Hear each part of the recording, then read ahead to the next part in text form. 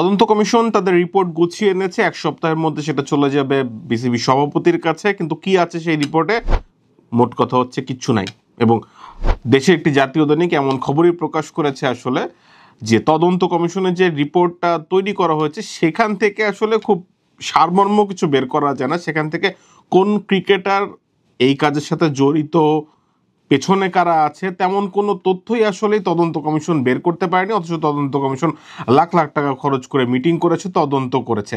কেন এই তদন্ত রিপোর্ট থেকে তেমন কিছু আসেনি, সেই সব নিয়ে কথা বলতে চলে আসছি আমি, কাউসার মুজিব অপূর্ব।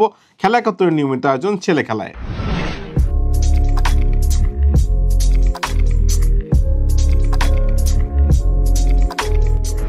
তদন্ত কমিশন মূলত দুটো আসন নিয়ে কাজ করেছিল, বাংলাদেশ প্রিমিয়ার লিগ এবং Dhaka premier division cricket league.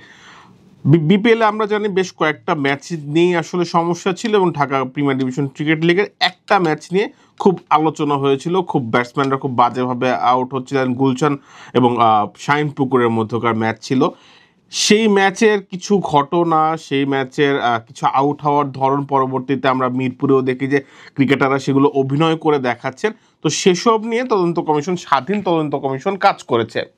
এবং সেই তাদের তদন্ত কতটুকু হয়েছে, অনেক দিন আগের যেহেতু ঘটনা, সেসব নিয়ে গত কয়েকদিন ধরে বা বেশ কিছুদিন ধরে আমরা গণমাধ্যমওয়ালারা কথা বলছি যে তদন্ত রিপোর্ট কবে আসবে, কেন আসছে না।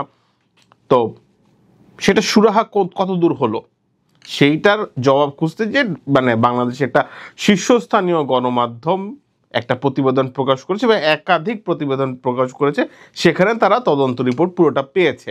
এবং সেখান থেকে তাদের যা ফাইন্ডিংস, সেই ফাইন্ডিংসে আসলে আশানুরূপ কোনো ফলাফল আসলে পাওয়া যায়নি। কোনো বড় কোনো রকম টাকা পয়সার ট্রান্সফার সেসবও দেখা যায়নি। কাদের সাথে কথা বলেছেন ক্রিকেটাররা সেটারও কোনো সুস্পষ্ট দিক রেখা আসলে পাওয়া যায়নি। খুব ক্যাজুয়াল জিনিসপত্র, খুব রেগুলার জিনিসপত্র, যেখান থেকে আসলে খুব বড় কিছু সন্দেহ করার সুযোগ নেই কোনো ক্রিকেটারকে কেন্দ্র করে।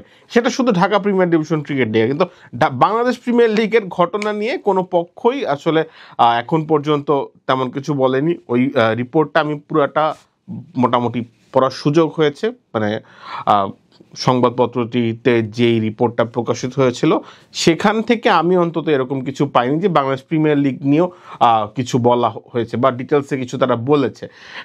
তো আমার প্রশ্ন এখানে দুইটা, ঢাকা প্রিমিয়ার ডিভিশন ক্রিকেট লিগে যে ম্যাচটা নিয়ে এত কথা হলো এবং যেটা প্রকাশ্য দিবালোকের মতো আসলে সবার সামনে সত্য ছিল যে এই ম্যাচ নিয়ে কোনো একটা ঝামেলা হচ্ছে, সেই ঝামেলাটা কেন এই তদন্ত কমিটি বের করতে পারলো না, এবং বিপিএল নিয়ে কেন কোনো আলোচনা নেই, এই দুইটা পয়েন্ট নিয়ে কথা বলতে চাই। সো প্রথমত হচ্ছে যে বিপিএলের যে ব্যাপারটা, বিপিএলের ওই সময় কিন্তু 8জন ক্রিকেটারের নাম এসেছিল। সেই 8জন ক্রিকেটারের নামগুলো অনেকগুলো মিডিয়ায় আসলে প্রকাশ্যে উল্লেখ করেছিল। সো তাদের বিপক্ষে আসলেও কোনো তথ্য আছে কি না, তথ্য থাকলে সেটা কি এবং সেটা সমাধানটা কতদূর, এবং যদি সেটা ভুল হয়ে থাকে তাহলে ওই ক্রিকেটারের জন্য একরকমের মানহানি হয়েছে। তো সেটার সমাধান আসলে দরকার। বিপিএল নিয়ে আমাদের এই স্বাধীন কমিটি কতদূর কাজ করলো সেটা বোঝা দরকার। সেটা বিসিবি বুঝে নিচ্ছে কিনা সেই প্রশ্নটা করা যায় এখানে। এবং দ্বিতীয়ত হচ্ছে ঢাকা প্রিমিয়ার ডিভিশন ক্রিকেট লিগে যেটা আসলে সবার সামনে পরিষ্কার ছিল সেটা কেন এই তদন্ত কমিটি ধরতে পারলো না, সেটা প্রথম কারণ হচ্ছে সেখানে তারা কোনো গোয়েন্দা সংস্থার সহায়তা নেয়নি। তারা যারা কাজ করেছেন তারা নিজেদের মতো করে ফ্যাক্ট ফাইন্ডিং করেছেন। আসলে তারা ঠিক নিজেদেরকে তদন্ত কর্মকর্তা বা তারা আইন শৃঙ্খলা রক্ষাকারী বাহিনীর কেউ এরকম দাবি করেনি। তারা ফ্যাক্ট ফাইন্ডিং কমিটি বলে নিজেদেরকে দাবি করেছেন। তারা নিজেদের মতো করে তদন্ত করেছেন, তারা তথ্য বের করার চেষ্টা করেছেন এবং অনেক ক্ষেত্রে তারা এটাও দাবি করেছেন যে ক্রিকেটারদের পক্ষ থেকে যথাযথ সহায়তা আসেনি, যেটা আমরা সংবাদপত্রতে প্রকাশিত খবর থেকে জানতে পেরেছি। তো এখানে পয়েন্ট হচ্ছে এই যেই প্রতিবেদনটা বোর্ড সভাপতির কাছে যাবে এবং সেখান থেকে হয়তো বোর্ড সভাপতি বা বিসিবি কোনো একটা সিদ্ধান্তে আসবে, সেখান থেকে সিদ্ধান্ত নেওয়ার মতো খুব একটা জায়গা নেই।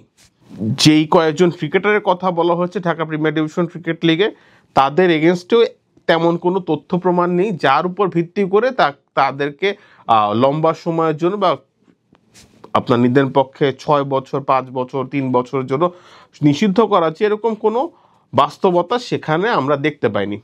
তাহলে আমার প্রশ্ন হলো, এই স্বাধীন যে তদন্ত কমিশন তারা আসলে কি কাজ করলো যেটা সবাই দেখতে পাচ্ছে, সেটা কেন ক্রিকেটারদের কাছ থেকে তাদের মুখ থেকে বের করা গেল না, কিংবা তথ্য প্রমাণের সাহায্যে সেটা প্রমাণ করা গেল না। তো হয় তারা ক্যাপাবল না, কিংবা মানে তারা বুঝেও না বোঝার ভান করছেন, কিংবা ক্রিকেটারদের কাছ থেকে যথাযথ সহায়তা পাওয়া যায়নি, অথবা প্রতিবেদনে এমন কিছু তারা প্রকাশ করতে চাচ্ছে না যেটা অনেক বেশি স্পর্শকাতর। সেটা যাই হোক, সেটা আসলে বের করার দায়িত্বটা বিসিবির, এবং প্রত্যাশা থাকবে যে এই তদন্ত কমিশনের যদি রিপোর্টটা যথাযথ না হয়, বিসিবি ফার্দার এটার আসলে দেখভাল করবে। কারণ আমরা সবাই জানি যে আইসিসির কর্মকর্তা, যিনি আইসিসি দুর্নীতি দমন কমিশনের কাজ করেছেন, অ্যালেক্স মার্শাল, তিনি বিসিবিতে যোগ দিয়েছেন পরামর্শক হিসেবে। সো এই ফ্যাক্ট ফাইন্ডিং কমিটির কাছে যে ফ্যাক্ট আছে সেটা যদি আমরা অ্যালেক্স মার্শালকে দিয়ে দিই, তিনি ফার্দার এটার তদন্ত করতে পারেন। কারণ ঘরোয়া ক্রিকেটে আপনি এইটা একটা হয়তো বিচ্ছিন্ন ঘটনা আপনি বলতে পারেন যে এই বছর এই ঘটনা ঘটেছে, বাংলাদেশ প্রিমিয়ার লিগে এই বছর ঘটেছে, কিন্তু আসলে বাস্তবতা হচ্ছে গত কয়েক বছর ধরে টানা এরকম কিছু ঘটনা, কিছু ম্যাচ আমরা দেখছি যেগুলো সুরাহা হওয়া দরকার, এবং সেগুলা ম্যাচ যদি আপনি দৃষ্টান্তমূলক শাস্তি কয়েকটা ম্যাচ থেকে কিছু সংশ্লিষ্টদের দিতে পারেন, সেক্ষেত্রে পরবর্তীতে এরকম ভুল, এরকম সমস্যা, এরকম ফিক্সিং ইস্যু যাই বলি না কেন, এরকম ম্যাচ পাতানো যা ইচ্ছা বলেন না কেন, সেগুলো অনেকটুকুই কমে আসবে। সো বিসিবির এখন উচিত সৎ সাহস দেখিয়ে আরও একটু বোল্ড স্টেপ নেওয়ার। এই যে প্রতিবেদন প্রকাশিত হবে, এটা যদি সত্যি হয় তাহলে এখান থেকে আসলে চূড়ান্ত কোনো সিদ্ধান্তে আসা যাবে না। শুধু শুধু কিছু টাকা খরচ করেছে বিসিবি, শুধু শুধু কিছু সময় নষ্ট করেছে বিসিবি। সো এইটুকু বলে আজকের বক্তব্য আমি এখানে শেষ করছি। সবাই ভালো থাকবেন, সুস্থ থাকবেন, খেলা একাত্তরের সাথেই থাকবেন।